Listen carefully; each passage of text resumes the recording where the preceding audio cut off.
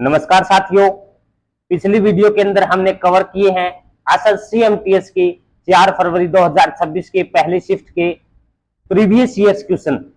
आज की वीडियो में हम बात करेंगे 5 फरवरी 2026 पहले शिफ्ट 25 प्रीवियस ईयर्स क्वेश्चंस। जी हाँ साथियों, वेरी इंपॉर्टेंट और परीक्षा में बार बार पूछे जाने वाले क्वेश्चन है। वीडियो को एंड तक जरूर देखिएगा। हम तो 25 क्वेश्चन इस वीडियो के अंदर करने वाले हैं जो कि 5 फरवरी 2026 की फर्स्ट शिफ्ट के अंदर पूछे गए थे। अगर आपको किसी भी क्वेश्चन का आंसर पता है तो कमेंट बॉक्स के अंदर जरूर बताना। हम आपके लिए हर क्वेश्चन के बाद 5 सेकंड का समय देंगे ताकि आप अपना आंसर सही कमेंट बॉक्स में लिख पाओ। लास्ट में हम देखेंगे कि आपने 25 में से कितने क्वेश्चन सही किए हैं। अगर 25 में से 18 प्लस क्वेश्चन आपने किए हैं तो आपकी तैयारी बहुत ही सही है, लेकिन अगर 18 से कम आपने किए हैं तो आपको रेगुलर क्लासेस लगाने की जरूरत है, क्योंकि एसएससी एमटीएस 2026-27 बैच का ऑनलाइन आवेदन बहुत ही जल्दी आपको देखने को मिलेगा। हम उसी की तैयारी को लेकर चल रहे हैं। आने वाले 1 या 2 मंथ के अंदर हम सभी प्रीवियस ईयर्स क्वेश्चंस कंप्लीट कर लेंगे। तो स्टार्ट करते हैं आज की वीडियो सबसे पहले क्वेश्चन से। आज का आपका पहला क्वेश्चन होगा, तो 1969 से पहले भारत में एकमात्र राष्ट्रीयकृत बैंक कौन सा था? तो आपके ऑप्शन हैं, आप देख सकते हैं। कमेंट बॉक्स के अंदर जवाब दीजिएगा।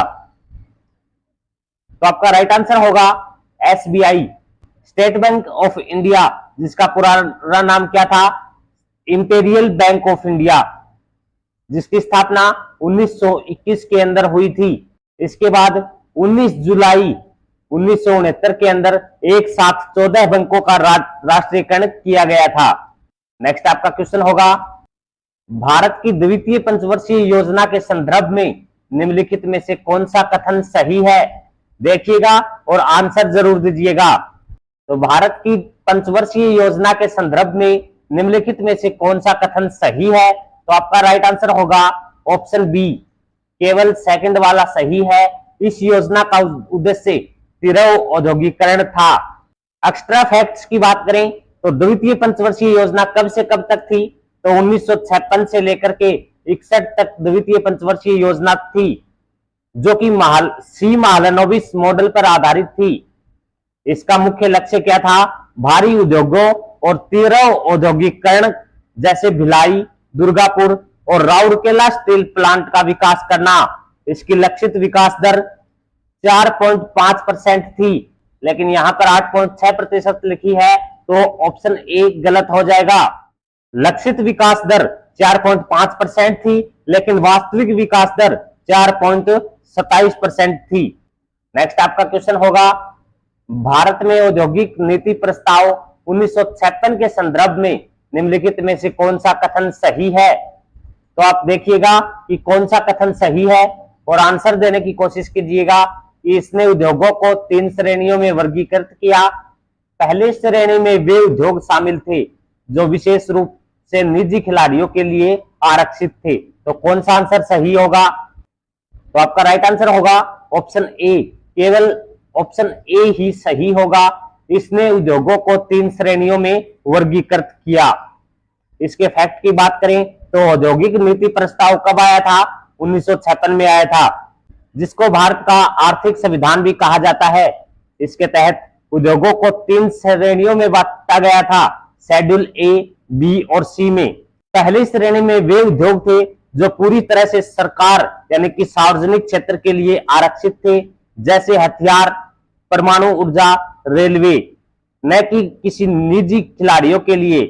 इसका कथन जो सेकंड है ये आपका गलत हो जाएगा, केवल फर्स्ट वाला सही होगा।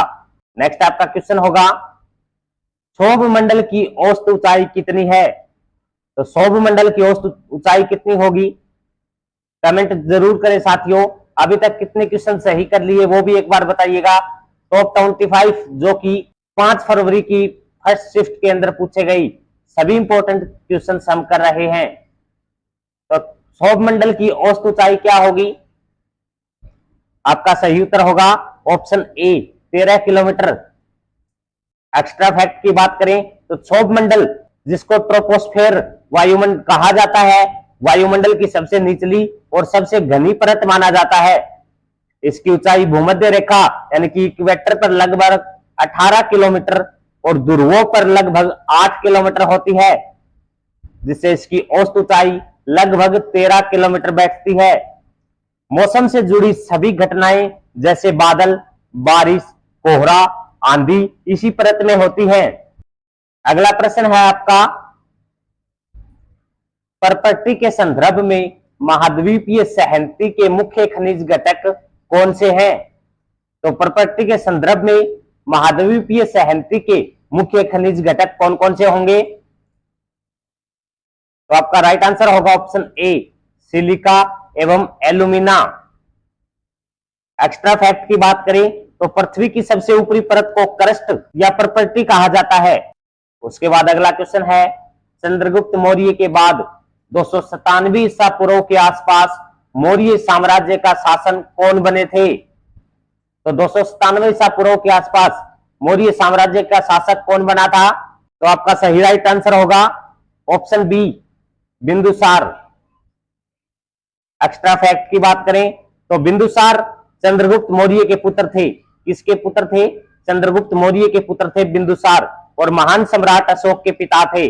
इन्हें यूनानी लेखकों द्वारा अमित्र घात यानी कि शत्रुओं का नाश करने वाला कहा गया है। ये क्वेश्चन काफी बार पूछा जाता है, अमित्र घात इतिहास में किसे कहा जाता है? तो किसको कहा जाता है आप देख लीजिएगा, बिंदुसार को कहा जाता है। बिंदुसार आजीवक संप्रदाय के अनुयायी थे और उन्होंने अपने साम्राज्य का विस्तार दक्षिण भारत की ओर से शुरू किया था। अगला प्रश्न होगा आपका, निम्नलिखित में से कौन सा परजीवी पोषण युक्ति का उपयोग करता है? दोस्तों सभी क्वेश्चंस आप यहां पर अटेंड कर सकते हैं। उसके बाद हमारे Telegram channel exam preparation bye Gulia sir पर आपको इसका ऑफिशियल जो पीडीएफ है वो देखने को मिल जाएगी। वहां पर भी आप अपना मॉक टेस्ट लगा सकते हैं, क्योंकि उसके अंदर आंसर आपको नहीं देखने को मिलेंगे। आप सीधा मॉक टेस्ट लगा सकते हैं कि आपके कितने क्वेश्चन सही है, आप वहां पर भी ये पीडीएफ देख सकते हैं। अभी आंसर दीजिएगा इस क्वेश्चन का, निम्नलिखित में से कौन सा परजीवी पोषण युक्ति का उपयोग करता है? अमरबेल या किलनी? तो बताइए कौन सा करता है? तो आपका सही उत्तर होगा ऑप्शन सी, फर्स्ट और सेकंड दोनों ही आपके जो है परजीवी पोषण युक्ति का उपयोग करते हैं। एक्स्ट्रा डिटेल की बात करें तो परजीवी वे जीव होते हैं जो किसी अन्य जीव के शरीर पर या उसके अंदर रहकर अपना भोजन प्राप्त करते हैं और उसे नुकसान पहुंचाते हैं। अमरबेल एक पीली लत वाला पौधा है जिसमें क्लोरोफिल नहीं होता, यह दूसरे पौधों से पोषण खींचता है। और किलनी जो है यह पशुओं या इंसानों के शरीर से चिपककर उनका खून चूसते हैं। अगला प्रश्न आपका होगा, ताम्रपाषाण शब्द का शाब्दिक अर्थ क्या होगा? ताम्रपाषाण शब्द का शाब्दिक अर्थ क्या होगा? आपका राइट आंसर होगा ऑप्शन बी, ताम्र और स्टोन युग। एक्स्ट्रा फैक्ट की बात करें तो अंग्रेजी में इसे कैलोकोलिथिक एज कहा जाता है। कैल्को यानी तांबा और लिथिक यानी पत्थर। यह काल था जब इंसानों ने पत्थर के औजारों के साथ साथ पहली बार धातु यानी तांबे यानी कि कॉपर का उपयोग शुरू किया था। यह नवपाषाण युग नियोलिथिक एज के बाद और कांस्य युग ब्रॉन्ज एज से ठीक पहले का समय माना जाता है। तो ताम्रपाषाण शब्द का शाब्दिक अर्थ है ताम्र और स्टोन युग। अगला प्रश्न आपका होगा, पारंपरिक लोक नृत्य कुणबी निम्नलिखित में से किस क्षेत्र से संबंधित है? तो कुणबी किस क्षेत्र से संबंधित है? आपके ऑप्शन है गोवा, असम, मिजोरम या गुजरात। तो लोक नृत्य से इंपॉर्टेंट क्वेश्चन पूछे जाते हैं, हूबहू प्रीवियस ईयर्स क्वेश्चन है। 5 फरवरी 2026 की पहली शिफ्ट के क्वेश्चन है, तो जरूर से जरूर अटेंड करना साथियों। वीडियो को कंप्लीट देखना। डेली हम आपके लिए ऐसे ही एक शिफ्ट के क्वेश्चन लेकर के आने का काम करेंगे। डेली हम आपको एक शिफ्ट कंप्लीट करवाएंगे, तो आने वाले 2 से 3 महीने के अंदर हम सभी प्रीवियस ईयर्स क्वेश्चन कर लेंगे। और एसएससी एमपीएस की एक खासियत है, 90% क्वेश्चन जो है प्रीवियस ईयर्स एग्जाम से ही देखने को मिलते हैं। बाहर से क्वेश्चन बहुत ही कम आपको देखने को मिलेगा। अगर आप प्रीवियस ईयर्स लगाते हो तो सबसे अधिक क्वेश्चन आपको वहीं से देखने को मिलते हैं। तो पारंपरिक लोक नृत्य कुणबी कहाँ का है? तो आप देख सकते हैं ऑप्शन सही उत्तर होगा गोवा का। कहां का है? तो गोवा का लोक नृत्य है। एक्स्ट्रा फैक्ट की बात करें तो कुणबी नृत्य गोवा के कुणबी समुदाय जो मुख्य रूप से खेती करते हैं उनके द्वारा किया जाता है। एक बेहद लोकप्रिय सामाजिक लोक नृत्य है। यह नृत्य ज्यादातर महिलाओं द्वारा रंग बिरंगी साड़ियां पहनकर बहुत ही तेज और सदे हुए कदमों के साथ किया जाता है। गोवा के अन्य नृत्य जिनमें फुगड़ी और ढालो भी शामिल है जो कि बहुत ही प्रसिद्ध हैं। अगला पॉइंट आपका होगा कि रथुआ जनजाति से संबंधित रथुआ नृत्य किस भारतीय राज्य का पारंपरिक लोक नृत्य है? तो रथुआ जनजाति से संबंधित जो रथुआ नृत्य है वो किस भारतीय राज्य का पारंपरिक लोक नृत्य है? तो आपका राइट आंसर होगा ऑप्शन सी, रथुआ गुजरात राज्य का पारंपरिक लोक नृत्य है। रथुआ नृत्य गुजरात के छोटा उदयपुर और पंचमहल जिलों में रहने वाली रथुआ आदिवासी जनजाति द्वारा किया जाता है। यह नृत्य विशेष रूप से होली, जिसे वे घेर या कावंत मेला कहते हैं, के त्योहार के अवसर पर किया जाता है। इस नृत्य में पुरुष और महिलाएं रंगीन वेशभूषा पहनकर अपने शरीरों पर विशेष प्रकार की पेंटिंग की आकृतियां बनाते हैं। अगला प्रश्न आपका होगा, मटर के पौधे जैसे कुछ पादप दूसरे पादप या बाड़ पर डैश की सहायता से ऊपर चढ़ते हैं। तो किसकी सहायता से ऊपर चढ़ते हैं? मटर के पौधे और उनके जैसे और पादप, जैसे आपने बेल को देखा होगा, वो किसकी सहायता से ऊपर चढ़ती रहती है? तो आंसर कीजिएगा। ऑप्शन सी सही उत्तर होगा, परतान की सहायता से ऊपर चढ़ते हैं। परतान को अंग्रेजी में टेंड्रिल बोला जाता है। यह धागे जैसी एक कोमल और घुमावदार संरचना होती है। कमजोर तने वाले पौधे जैसे मटर, मनी प्लांट, करेला किसी भी नजदीकी सहारे या दीवार से चिपकने और ऊपर चढ़ने के लिए इसका उपयोग करते हैं। स्पर्श मिलते ही परतान उस सहारे के चारों ओर कसकर लिपट जाता है। अगला आपका प्रश्न होगा कि प्रयागराज में कुंभ मेला कितने वर्षों में एक बार आयोजित किया जाता है? बताइएगा सही उत्तर। काफी बार ये एसएससी के एग्जाम में डायरेक्ट क्वेश्चन देखने को मिला है। प्रयागराज में जो कुंभ का मेला होता है कितने वर्षों के बाद भरता है? तो सही उत्तर होगा ऑप्शन डी, 12 वर्षों के बाद प्रतिवर्ष प्रयागराज के अंदर कुंभ मेला भरा जाता है। एक्स्ट्रा फैक्ट की बात करें तो पूर्ण कुंभ मेला जिसको बोलते हैं, जो कि 12 साल में एक बार प्रयागराज के अंदर भरा जाता है। गंगा, यमुना और अदृश्य सरस्वती के संगम पर यह मेला आयोजित किया जाता है। इसके अलावा 6 साल में अर्ध कुंभ का आयोजन होता है। भारत में कुंभ मेला 4 पवित्र जगहों पर आपको देखने को मिलेगा।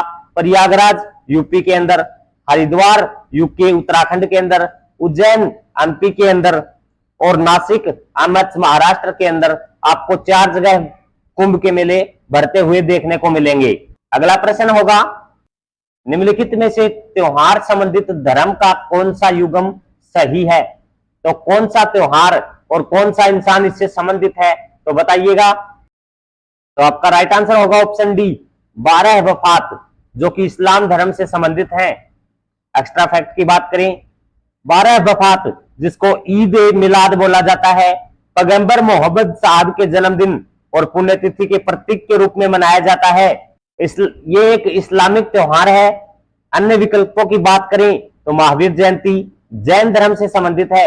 यहां पर बुध लिखा है तो ये गलत हो जाएगा।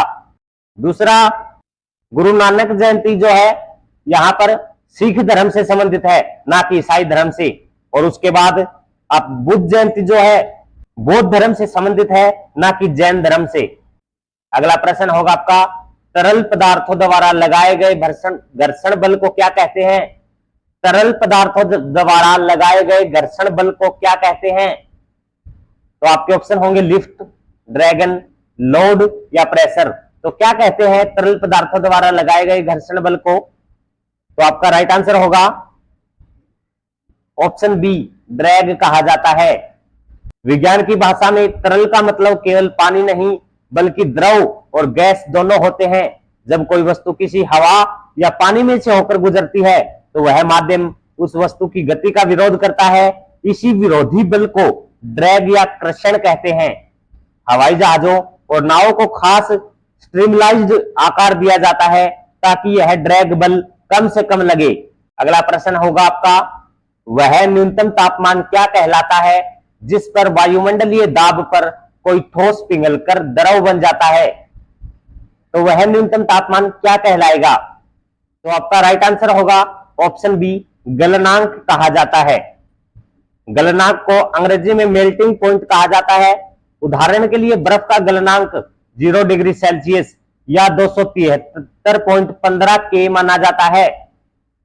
क्वथनांक, जिसको बॉइलिंग पॉइंट बोला जाता है, वह तापमान जिस पर कोई द्रव होता है वह उबलकर गैस बनता है। किसी ठोस पदार्थ का गलनांक उनके कणों के बीच के आकर्षण बल की मजबूती को दर्शाता है। जितना मजबूत बल होगा उतना ही ऊंचा उसका गलनांक पाया जाता है। अगला आपका पॉइंट होगा, निम्नलिखित में से कौन सा सरकार द्वारा परिवारों को दिए जाने वाले अंतरण अदायगी उदाहरण नहीं है? तो निम्नलिखित में से कौन सा है जो सरकारों द्वारा परिवारों को दिए जाने वाले अंतरण अदायगी का उदाहरण नहीं है? तो आपका राइट आंसर होगा ऑप्शन बी, राष्ट्रीय ऋण का ब्याज, जो कि सरकार द्वारा परिवारों को दिए जाने वाले अंतरण अदायगी का उदाहरण नहीं है। अंतरण अदायगी, जिसको ट्रांसफर पेमेंट कहा जाता है, वह भुगतान है जिसके बदले में प्राप्तकर्ता को कोई वर्तमान वस्तु या सेवा नहीं देनी पड़ती। यह एक तरफा भुगतान होता है। पेंशन, छात्रवृत्ति और बेरोजगारी भत्ता या पुरस्कार इसके सीधे उदाहरण हैं, क्योंकि सरकार यह पैसा जनता की भलाई के लिए एक तरफा देती है। राष्ट्रीय ऋण पर ब्याज जो है सरकार द्वारा लिए गए कर्ज के बदले दिए जाने वाला प्रतिफल है, इसलिए यह अंतरण अदायगी में नहीं आता। ठीक है, ये सभी अंतरण अदायगी के उदाहरण हैं, लेकिन राष्ट्रीय ऋण का ब्याज जो है अंतरण अदायगी का उदाहरण नहीं है। अगला प्रश्न है, अदायगी संतुलन के संदर्भ में निम्नलिखित में से कौन पूंजी खाते में शामिल नहीं है? तो अदायगी संतुलन के संदर्भ में कौन पूंजी खाते में शामिल नहीं है? तो आपका राइट आंसर होगा ऑप्शन डी, प्रेषित धन जो है पूंजी खाते में शामिल नहीं है।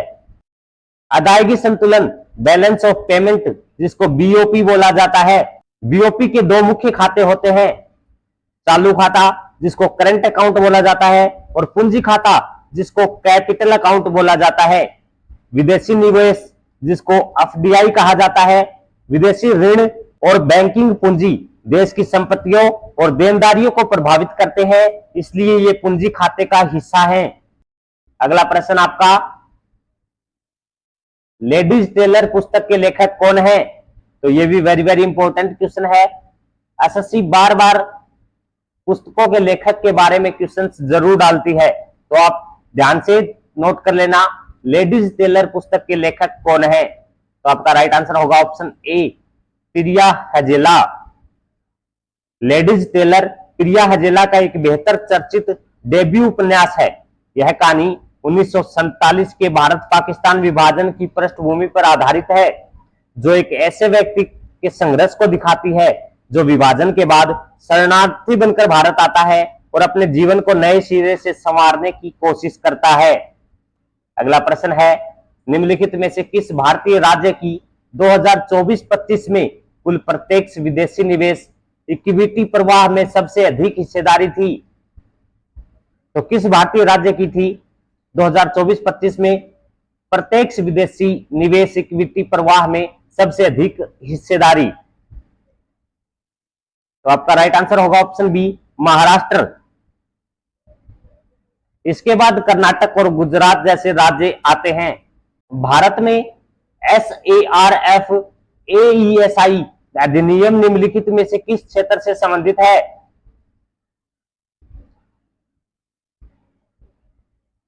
तो राइट आंसर होगा ऑप्शन ए, वित्तीय क्षेत्र से संबंधित है। SARF AESI यह कानून बैंकों और वित्तीय संस्थानों को बिना कोर्ट गए उन डिफॉल्टर्स की संपत्तियों को जब्त करने और बेचने का अधिकार देता है जिन्होंने लोन नहीं चुकाया। इसका मुख्य उद्देश्य बैंकों के एनपीए एसेट्स फंसे हुए कर्ज को कम करना है। अगला प्रश्न है, सन्यासी विद्रोह पर आधारित पुस्तक आनंद मठ के लेखक कौन है? तो आनंदमठ के लेखक कौन है? राइट आंसर होगा बंकिम चंद्र चट्टोपाध्याय। आनंदमठ कब लिखा गया था? तो 1882 में बंगाली भाषा में प्रकाशित हुआ था।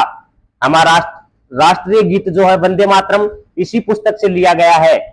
अगला प्रश्न है आपका, निम्नलिखित में से कौन सा स्मारक दिल्ली में स्थित है? तो दिल्ली में कौन सा स्मारक स्थित है इन चारों में से? आप देख सकते हैं। तो आपका राइट आंसर होगा हुमायूं का मकबरा दिल्ली के अंदर स्थित है।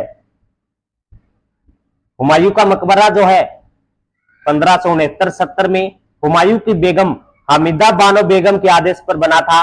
यह भारत में यूनेस्को धरोहर में शामिल है और इसे ताजमहल का पुरोगामी माना जाता है। बाकी जो स्मारक हैं जैसे चार मीनार जो हैदराबाद में है, विक्टोरिया मेमोरियल कोलकाता के अंदर है और गेटवे ऑफ इंडिया मुंबई के अंदर स्थित है। अगला प्रश्न है, फतेहपुर सीकरी में पंचमहल किस स्थापत्य पैटर्न पर आधारित है? तो फतेहपुर सीकरी में स्थित है पंचमहल, वो किस स्थापत्य पैटर्न पर आधारित होगा? तो राइट आंसर होगा आपका ऑप्शन बी, बौद्ध विहार के पैटर्न पर आधारित है फतेहपुर सीकरी। पंचमहल अकबर द्वारा फतेहपुर सीकरी आगरा के पास में बनवाई गई एक पंचकिला पिरामिड जैसी इमारत है। इसकी वास्तुकला बौद्ध विहारों के डिजाइन से काफी प्रेरित है, जिसमें खंभों का विस्तृत उपयोग किया जाता है। इसे हवा महल भी कहा जाता है क्योंकि इसका उपयोग रानियां ठंडी हवा का आनंद लेने के लिए करती थी। अगला प्रश्न होगा, निम्नलिखित में से किस संगीत वाद्य यंत्र समूह का मेम्ब्रेनोफोन के नाम से जाना जाता है? तो ऐसा कौन सा संगीत वाद्य यंत्र समूह है जिसको मेम्ब्रेनोफोन के नाम से जानते हैं? तो सही उत्तर होगा अवनद वाद्य। मेम्ब्रेनोफोन या अवनद वाद्य वे यंत्र होते हैं जिनमें आवाज किसी तनी हुई झिल्ली मेम्ब्रेन या चमड़े पर चोट करने से पैदा होती है। उदाहरण के लिए ढोलक, तबला, मृदंगम, ड्रम। घनवाद कौन से होते हैं? तो घनवाद में आते हैं जैसे मंजीरा। तत्वाद के अंदर आएंगे जैसे सितार, गिटार, और सुशीरवाद के अंदर आएंगे बांसुरी और शहनाई। अगला प्रश्न होगा, बृहदेशी के रचयिता कौन है? तो बृहदेशी के रचयिता कौन हो जाएंगे? तो आपका राइट आंसर होगा ऑप्शन ए, मतंग के द्वारा बृहदेशी की रचना की गई है। बृहदेशी संगीत पर लिखा गया एक बेहद महत्वपूर्ण प्राचीन संस्कृत ग्रंथ है। संगीत के ऊपर लिखा गया एक संस्कृत ग्रंथ है बृहदेशी, जिसकी रचना मतंग मुनि ने लगभग 6वीं से लेकर के 8वीं शताब्दी के बीच में की थी। इस ग्रंथ की सबसे बड़ी विशेषता यह है कि संगीत में राग शब्द का सबसे पहला स्पष्ट उल्लेख और परिभाषा इसी पुस्तक के अंदर मिलती है। यह भारतीय शास्त्रीय संगीत के इतिहास का एक मुख्य आधार स्तंभ माना जाता है। तो दोस्तों, आज की वीडियो में हमने किए हैं टॉप 25 इंपोर्टेंट क्वेश्चंस जो कि एसएससी प्रीवियस ईयर्स के आधार पर है। वेरी इंपोर्टेंट क्वेश्चन है जो कि 5 फरवरी 2026 की फर्स्ट शिफ्ट के क्वेश्चन है। नेक्स्ट वीडियो में हम लेकर के आएंगे 5 फरवरी 2026 की सेकंड शिफ्ट। अगर वीडियो अच्छी लगी है तो वीडियो को लाइक जरूर करें और अपने दोस्तों के साथ शेयर जरूर करें जो एसएससी की तैयारी कर रहे हैं। एसएससी एमटीएस के अंदर अब की बार आपको एक सीट पक्की करनी है तो प्रीवियस ईयर्स को लगाना ना भूलें। अभी आप बताना कि टॉप 25 क्वेश्चंस में से आपने कितने क्वेश्चन सही किए हैं और कितने क्वेश्चन अटेम्प्ट किए हैं। आज की वीडियो में इतना ही होगा। मिलेंगे नेक्स्ट ऐसे ही एसएससी एमटीएस की नेक्स्ट पार्ट के साथ। जय हिंद, जय भारत।